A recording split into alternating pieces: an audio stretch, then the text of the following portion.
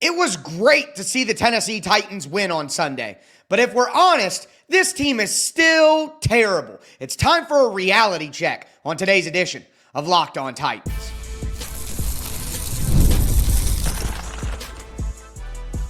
You are Locked On Titans, your daily Tennessee Titans podcast, part of the Locked On Podcast Network, your team every day.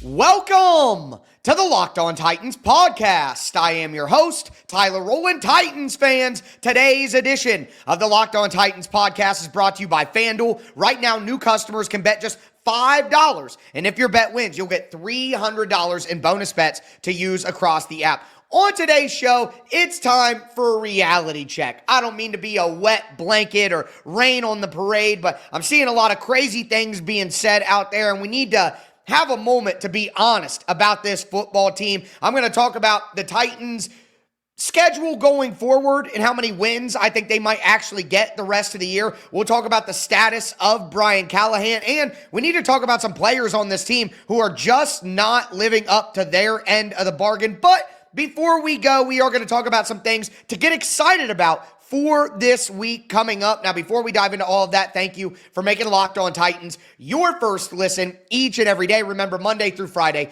Tennessee Titans content all year round, always for free. Make sure that you get subscribed, stay subscribed. It's your team every day. Speaking of every day, shout out to my everydayers out there tuning in Monday through Friday. Couldn't do it without you guys. If you aren't an everydayer, you need to be one. The Titans got a big game this weekend against the Raiders, and hey, a lot of people are excited coming off that win. Maybe the Titans are able to keep the momentum going. But I got to tell you, I'm not very optimistic about their ability to keep the momentum going. I think that we need to acknowledge some realities here.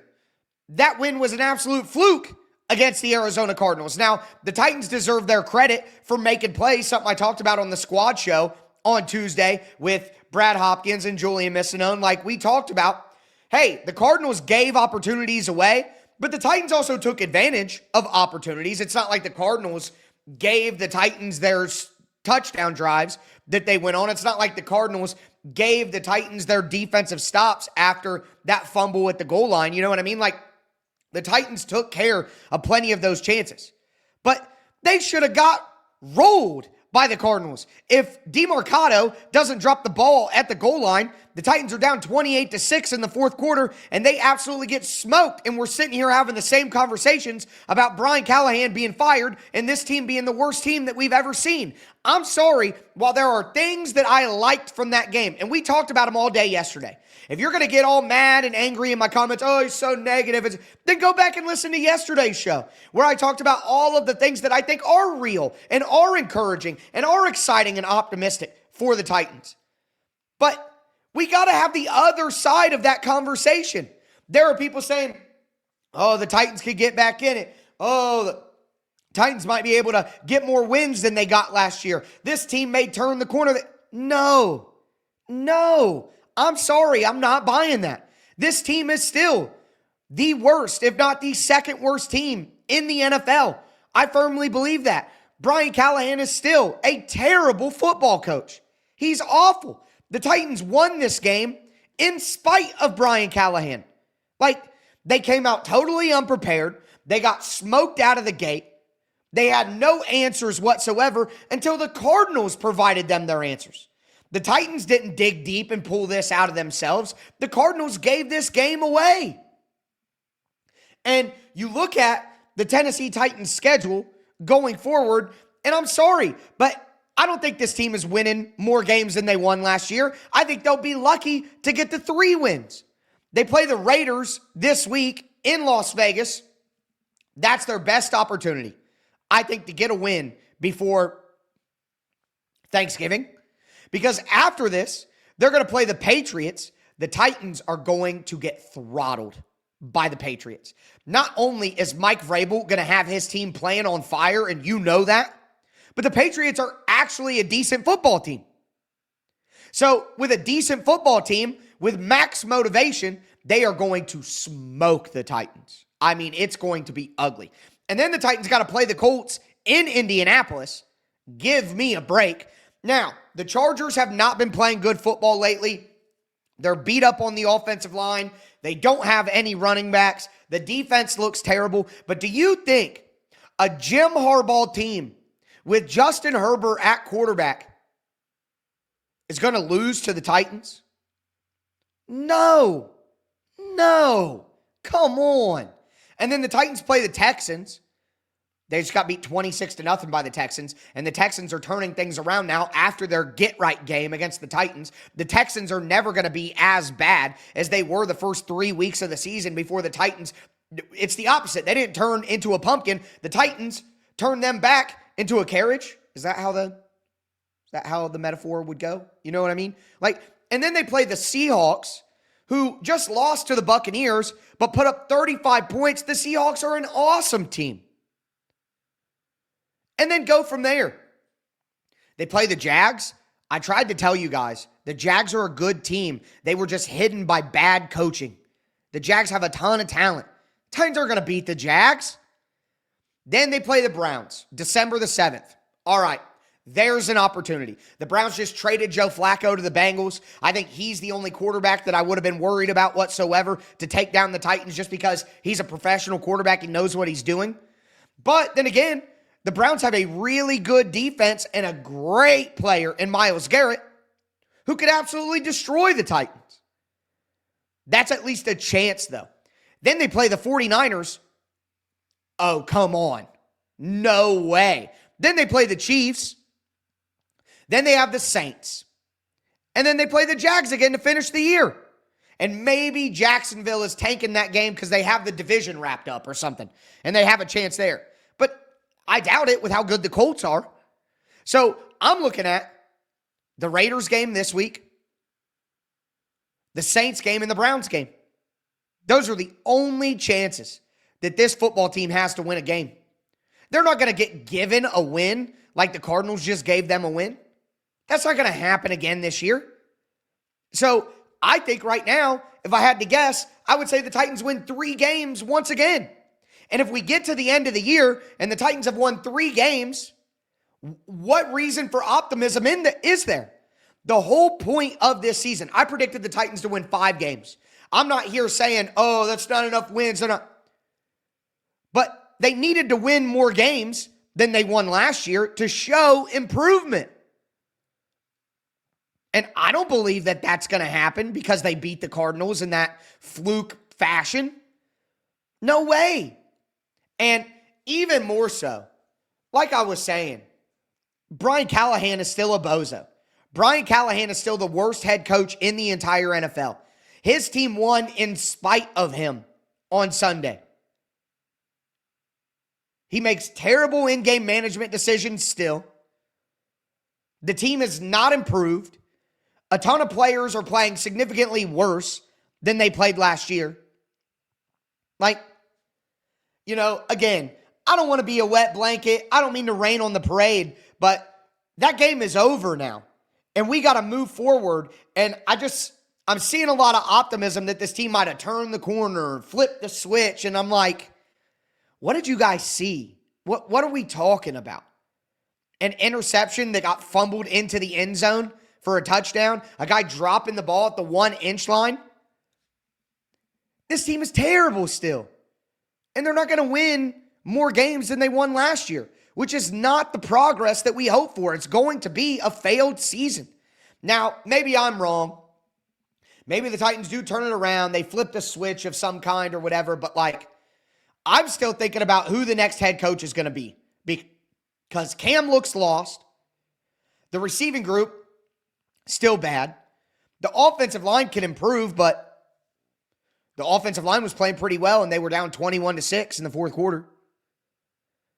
There are just so many issues with this team that still persist that I'm sorry, it's impossible for me to be like, that game was fun. It was fun to win. It was exciting to talk about that football game and how things played out. And it was exciting yesterday to talk about what I think is real. But what I also think is real is that this team is still terrible, and Brian Callahan is still a terrible head football coach. And I don't think that those things are changing. And when you have so many players for the Titans that are playing way worse than the expectations, That's going to make it even harder for the Titans to overcome and actually turn things around. Do want to let you guys know that today's episode is brought to you by FanDuel Sportsbook. The NFL season is here, and FanDuel has an offer that you don't want to miss. Right now, new customers can bet just $5 and get $300 in bonus bets if you win. That's right. All you got to do, pick a bet, put down $5. If it hits, you'll unlock $300 in bonus bets to use across the app. I love using FanDuel, whether it's money lines, spreads, over-unders, player props. Doesn't matter. I can put all that stuff together for a same game parlay if I want. It makes watching football even more exciting when you got a little something riding on the action. Whether you're a casual fan or you love diving into the stats, FanDuel makes the game day experience so much better. So what are you waiting for? Visit FanDuel.com and download the FanDuel app today to get started. Once again, that's FanDuel.com.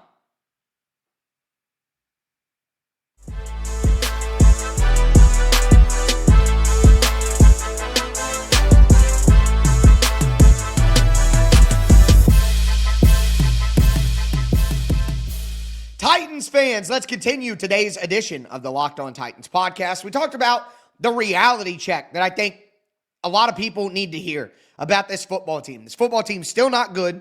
The head coach is still absolutely awful. And that fluky win over the Cardinals doesn't change my mind on what this team is looking like going forward. I think they only get 3 wins, if that, on the year. Like it's 2 or 3, in my opinion, especially with a daunting schedule still coming up ahead. But part of the problem is that the roster is still not good.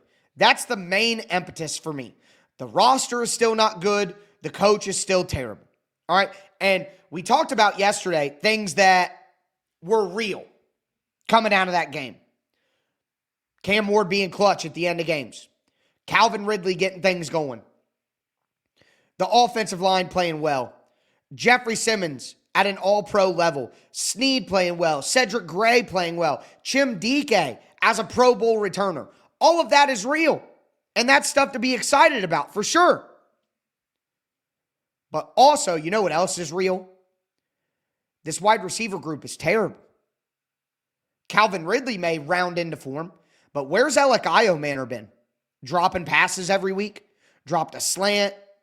Dropped a crossing route? He's not ready to be what everyone wants him to be. He has potential, and like I said, when he was drafted, I don't think that Elic Ayomanor is a number 1 wide receiver. I think he could be a good number 2 wide receiver. He could be a solid role-playing X wide receiver. Not a superstar, not a game breaker, not a team changer. He's not A.J. Brown. That's not the case. Now, just because he's not that, in my opinion, doesn't mean that he wasn't still a steal as their 3rd pick in the 4th round. He was absolutely a steal to become a certified starter at that X wide receiver position. But he can't elevate this group like AJ did his rookie year. Like, that's not who he is. You know, the expectations are too high if people think that Elic is going to be a number 1 superstar wide receiver. That's just not who he's going to be. And outside of that, Tyler Lockett looks terrible. Can't separate, no speed, dropping passes as well. 34 years old. What? Van Jefferson is useless. They won't play Xavier Restrepo. There's word Treylon Burks is cleared to play football again, and he's healthy according to the Titans team physician. But the Titans waived him with an injury designation. He passed through waivers, so he's back on the Titans injured reserve. And for the Titans to even get him back on the field, they'd have to do like an injury buyout and then sign him back. And that ain't happening. And even if so, Treylon Burks is awful. They're not going to let Restrepo play. So it's like, Chim Dike is a good returner, can be a gadget player in the offense, but he's not ready to be a full-time wide receiver either. This wide receiver group is still awful. Now, a lot of good wide receivers coming up in the NFL draft. The Titans could use 2 or 3 of those again. But, that doesn't help now. And let's also be honest, the running back group is terrible. Tony Pollard's fumbled twice. Tony Pollard is doing the best that he can, but I look around at some of these other running backs in the NFL and I'm like, Tony Pollard's like what? The 20th best starting running back in the NFL? You know, it's not enough juice. It's not good enough to make a difference. Tajay Spears is unreliable. Even if he plays well, how long until he's hurt again? Like, come on now. And then look at the offensive line. The offensive line's playing better. I think they're going to play even better when they get JC Latham back in there, hopefully this week. But if they put Max Crosby on Dan Moore all game, Dan Moore's going to get pantsed. We know that. He can't deal with elite rushers. So when you have a tackle who's an easy target like that, your O-line can be improved and do good, but in critical situations, when he goes against Josh Hines-Allen, when he goes against Will Anderson Jr., when he goes against Danielle Hunter, like we even saw him against Josh Sweat. Couple of pretty bad reps in there. So, you know, again, it sucks to get on here and be like, hey guys, quit being so excited. This team's terrible. But we have to be honest about what this team is too. Especially when I'm seeing people get so excited and start to kind of build themselves up. It's like, take a deep breath here. And then look at defense. The Titans pass rush got their highest percentage of pressures. Percentage of pressures. That's a tough thing to say 5 times fast. But the Titans had their best pressure performance all season. But that ain't real. The Titans pass rush is still terrible. Jihad Ward is their best pass rusher on the edge. Obviously, Jeffrey Simmons is their best pass rusher. But Jihad Ward.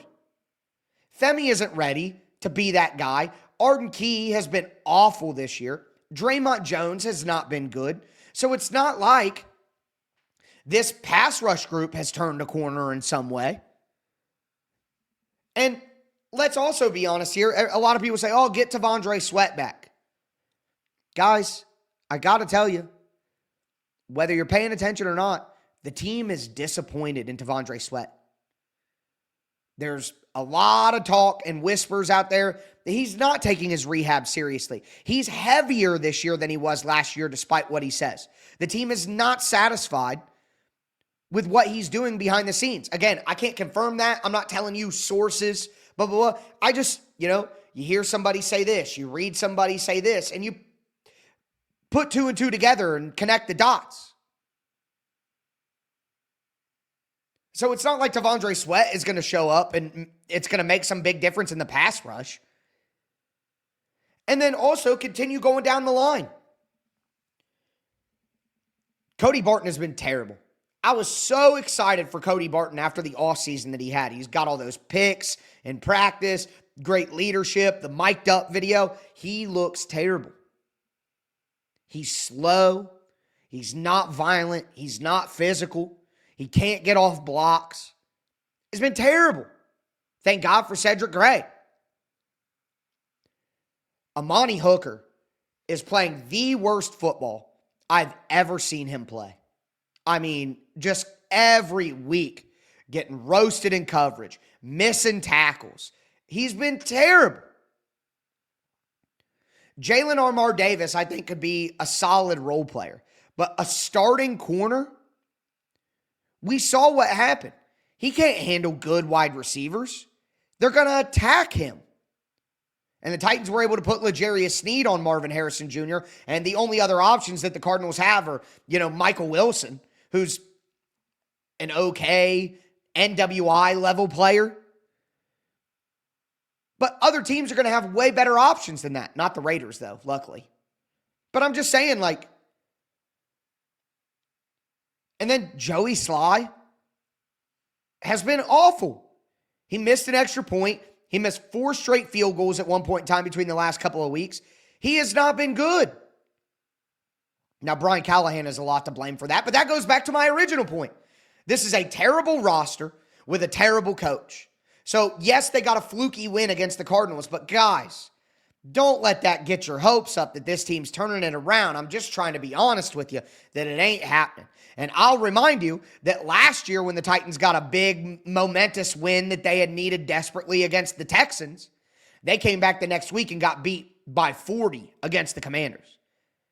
So the Raiders are a bad football team too, but I'm just saying, I don't have a lot of optimism that this team has turned things around or has hit a turning point or anything like that. But don't want to be down and negative the whole episode. Let's talk about some things to get excited about going forward to week 6.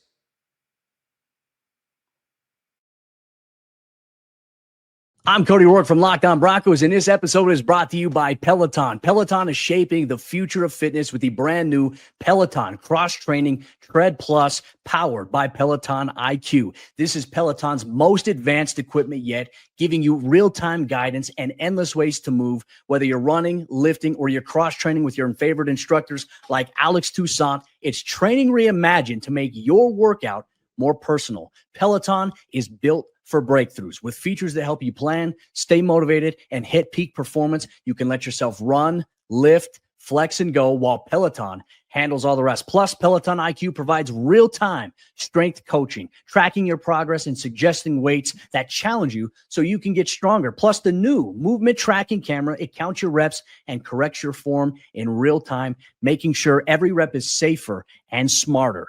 So let yourself run, lift, flex, push, and go. Explore the new Peloton Cross-Training Tread Plus at onepeloton.com.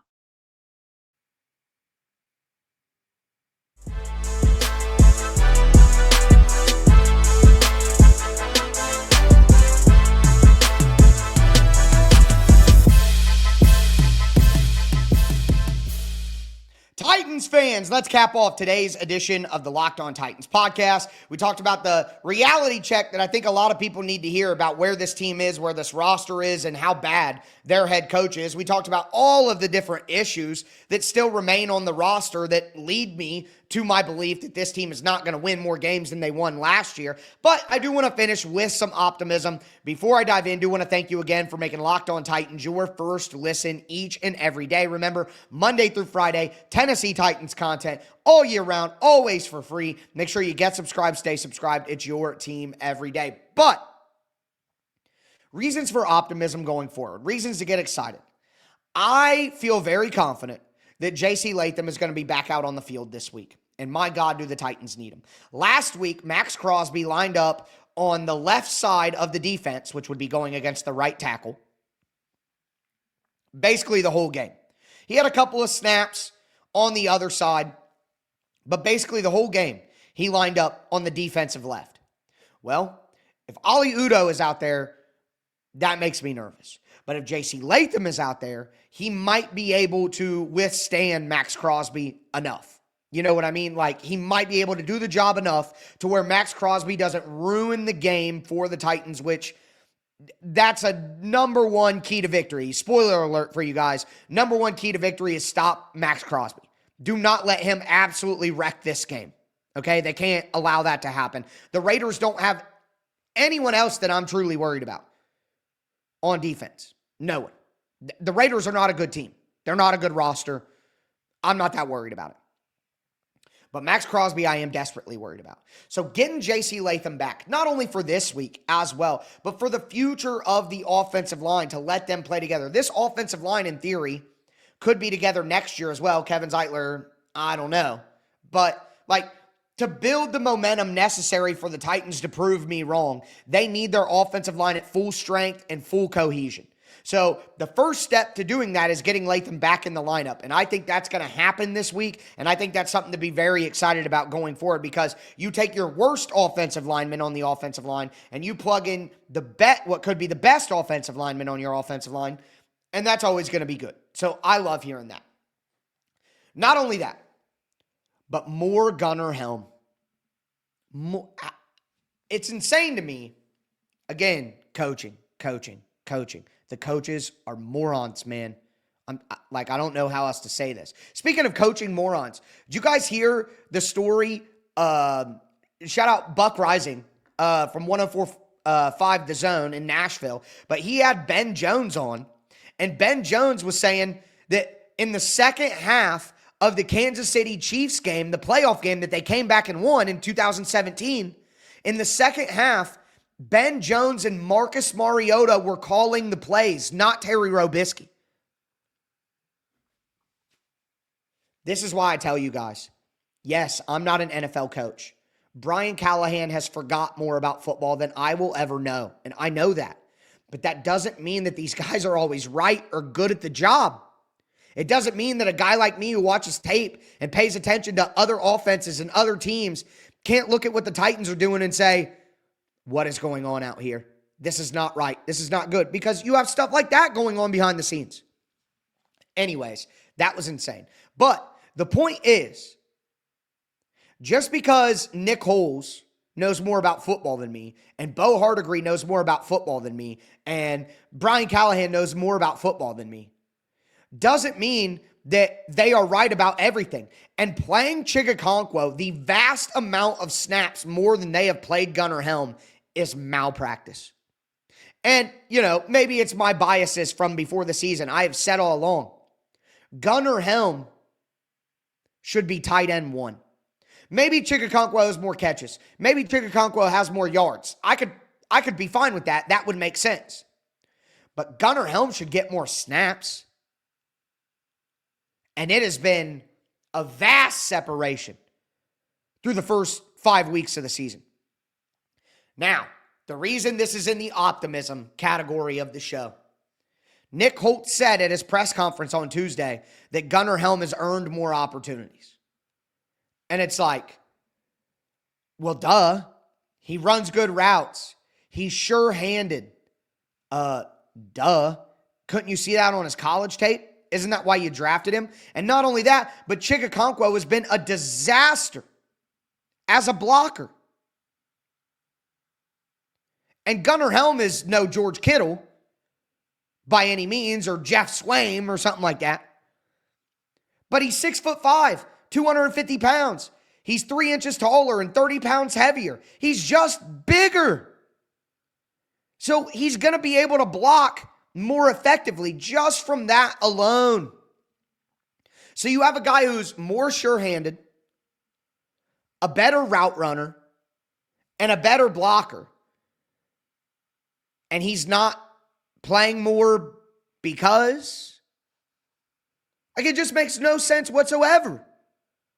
The only thing that Chigakonkwo does better than Gunnar Helm is yards after catch. That's it. Literally the only thing. Gunnar Helm's better at everything else right now, immediately. Chig is a terrible route runner.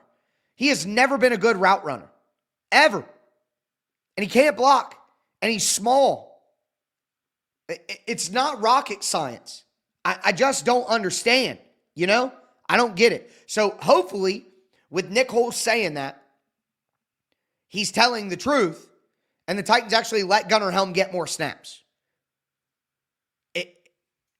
It's elementary, Watson. I don't understand why things can't be simple for a bad football team. Just play your younger player who's better at more things than the other guy who's the veteran. Groundbreaking analysis, I know, but whatever. The final thing is, I want to see more Kevin Winston. Kevin Winston's back on the football field. I posted a funny video of him hitting a bunch of people on special teams, which I think I mentioned yesterday. But Bones Fossil said, or it could have been Denard Wilson, I forget now exactly, but they congratulated as a team Kevin Winston in their film review that he's back out on the football field less than 12 months removed from an ACL tear, and he's hitting people. And I think it was Denard Wilson who said that, because Denard Wilson said that, they plan to give him more opportunities on defense. And look, with Amani Hooker playing terrible, Xavier Woods played all right the first couple of weeks, but has tailed off here. Quandre Diggs is super limited at his age.